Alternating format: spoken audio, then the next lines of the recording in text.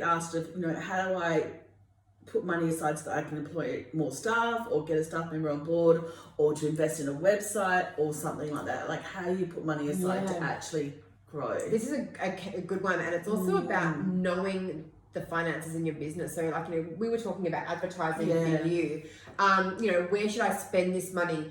Know what areas of your business make you money. Yeah. So many people set up a software package, so Mile or Xero or anything, and they dump everything to sales. I've made a sale, but if you have different categories of sales, or you sell different products, or you sell different services, I highly recommend breaking that down in your profit and loss, so you can see how much you sold of each thing. So for example, with me, we have isolated as retail sales, which comes off our website. Yep.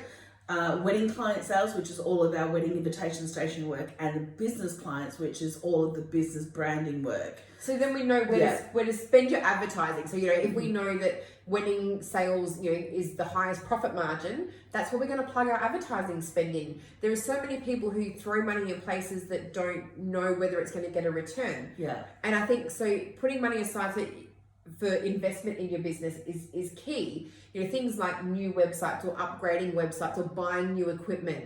Definitely make sure you're covering your costs first, and then anything that goes above that after you've paid yourself, put it aside for investment, because you want to keep getting better. You want to make your business bigger. You want to make it more efficient. So make sure everything is being covered. And then definitely, if you think, or because you know your numbers, that it's going to help you do things cheaper or quicker, or therefore more efficient, so you get more of a profit margin, then definitely it's well worth investing. What about if you putting the money aside is going to take too long to get to the point? Say you need a new website now, because reality is that websites do need to be kept up to date. They are just part of your business package, non-negotiable.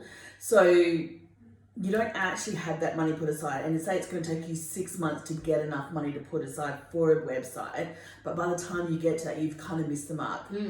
How do you make that decision to maybe take a loan and then know that you can pay it off? So you're kind of doing would you call it almost like a forward investment? So, and so it comes down to, when we look at, can you afford something up front? If you know that a website's going to get you more sales, it's going to get you more leads, it's going to help you, liaise with your customer and get those things. If you can't afford it all up front, can you afford the repayments? Yeah. Can you access some credit somewhere and build that into your business finances, knowing that it's going to get you sales? And obviously it's a lot of it is crystal ball type stuff. How many sales is it going to get you? We don't know. But can you sustain on your current workload? Can you sustain the repayments of that if you can get the credit? And if you can, well, then make that decision. Because you know that it's going to increase your top line, it's going to increase your sales and your revenue. So, being able to invest in that. Obviously, everything comes at a risk. It does. But knowing your numbers and having an understanding of that helps you make a calculated risk, which is a lot better than just throwing the money out there and hoping. I think that's the important thing, is making a calculated risk. Because I know that sometimes, I've been in a situation where I know I need to act on something now, because when I've left it too long, I've missed the point of what I'm doing, but then I don't always have the money in the bank. So being able to understand if I can actually afford to take on another staff member, or if I can afford to make an investment into a different thing. And so I think that's, it's about making sure your day-to-day is covered, and then making those decisions about, and it depends on what it is that you're going to buy. Like, if you're going to, buy a new piece of software that helps you process things quicker, well then, then you're going to save yourself money. It might not just be about bringing money in the door, but is it going to save money on what you're currently doing? As we talked about before, you can make more money one of two ways: increasing your sales or decreasing your costs. So, making those investments is all about making that decision about how is it going to help your business. And sometimes that's tangible, you can actually touch it, and sometimes it's not. Things like coaching. Coaching is an investment. Is that something that's going to help you get a clear head, run a business smoother? You may not be able to say, well, it's going to put dollars in my pocket in terms of I'm going to save $5 a month on a software subscription. But is it going to help you get where you need to go? Then definitely, then therefore it's worthwhile. I actually think that as a business owner, you actually need to allocate a certain amount amount of money to invest back into Oh. yourself. And I wish that I kind of knew this earlier, but I know that over the last 2 years, I've spent an enormous amount of money reinvesting in myself, re-educating myself, keeping myself up to date with things, and now consider it as part of almost like my business expense. Yeah. Because otherwise you get left behind. You don't always know everything. You run flat sometimes and you need some support. So I think putting some money aside that just is like, that's my kitty for when I want to do a course or I want to, you know, like upgrade my skill. I think that that's really vital as well. Absolutely. Especially when you are the central person in your business, you need to look at yourself as a tool. Yeah, you know, absolutely. and you wouldn't have an outdated computer, you wouldn't have an outdated piece of equipment. So you need to treat yourself like that, and so therefore investments are definitely worth it. You know, it's all about knowing how that's going to help. And what it's going to do, and if your business can afford it. And I think when we are small businesses, and especially when we're going into that startup, we throw money everywhere because we don't know what's going to stick. You know, we look at our advertising, we spend money on Instagram and on Facebook and on. You need to know where your target market is. You need to know where your sales are going to come from. You need to know your processes, and then make those calculated decisions. And it's all trial and error. You know, there's not when you're first starting, or when you're trying new things, and things change and evolve. I mean, who would have thought I would be doing Instagram lives, Instagram videos to talk to clients and things? But you need to change and evolve, and so you need to build that into your budget and invest in not only your business but yourself as well. In yourself as well. So that leads me to the next question of, this comes up a lot in coaching courses: how much more money do I throw at my business? Oh, that's because a good that one. is, and I'm like, well, you need to understand your figures, like we said, going back to first video, set up the foundations. Number 2, understanding your costing. Then it would give you that answer of how much more are you willing to put in as a financial investment and a personal investment before you actually draw the line and go, yeah, that's not going to work. Yeah, it's a good one, isn't it? So I think a lot of people get stuck because they don't know. Your business has to serve you. At the end of the day, it has to serve you, and it has to serve you personally, but also has to serve you financially. And so I think it's about, I don't know how many times we're going to harp on about it. You need to know your numbers. You need to make sure that your business is supporting you financially. And obviously, it's not going to do that from day one. It would be very rare for it to do for day one. I think that's a really unrealistic point of view, where people think they're going to open a business, start making some coin, rake in the money right there. And then I don't think I actually took a wage until my 5th year of business. And I remember in my 2nd year of business, I bear in mind this is 17 years ago, I was like, holy crap, I earn less money now than I did when I was 18.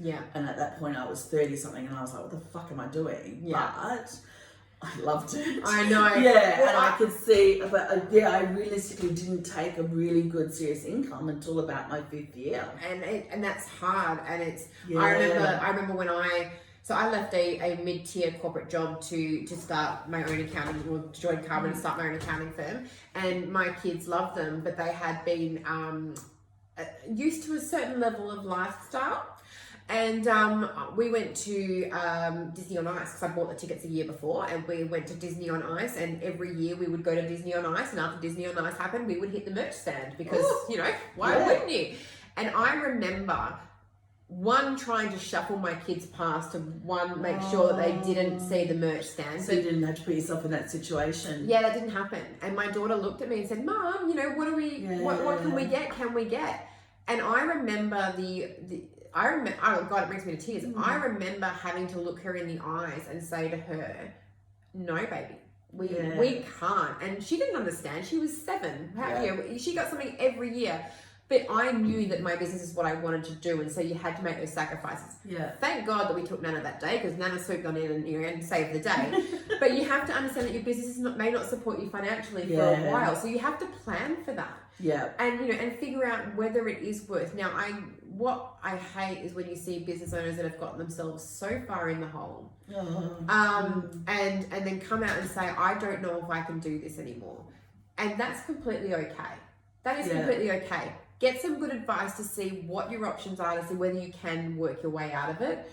And again, it's about adjusting things, but also realize that it's okay, if you can't. Yeah. If you can't, because you cannot put yourself at financial risk, at emotional risk, all those things that come with it. But make sure that you've gotten some great advice so you don't get to that point. Yeah, absolutely. And when you do hit that point, I think that it's important that you say to yourself that you didn't fail at it, that you actually gave it a crack, because a lot of people don't, and it's not for everyone. No, I think there's this thing that it's suitable for everyone. It's not suitable for everyone. And I mean, I've had moments, oh my God, where I'm like, you know what, I just want to go back and work for someone else. It's got to be much easier. Regular income, no stress, blah, blah, blah, everything else like that. But I'm clearly not geared that way. But no, but also, the process that we've been through with you is how powerful it is to know, because you were flying blind. Yeah, absolutely, yeah. I said to Michelle, it was like I was on a racetrack driving a really fast car, but with my eyes closed, hoping the fuck I didn't hit anything that would kill me, because that's pretty much what I was doing. And she just walked up gently and kind of went, put some glasses on, Ma,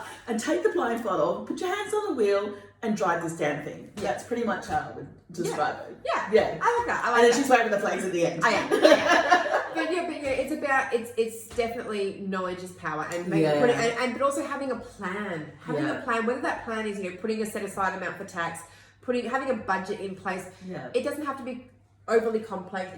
It can be very, very simple steps. But just having a plan in place, having a grasp on this part of your business will mean that you're not flying blind. Yeah. It'll mean that, even when times get tough, you know that you've got the steps in place, you've got a plan in place, you'll be fine. And I think that's comforting feeling, sleeping at night will make sure that make everyone feel better.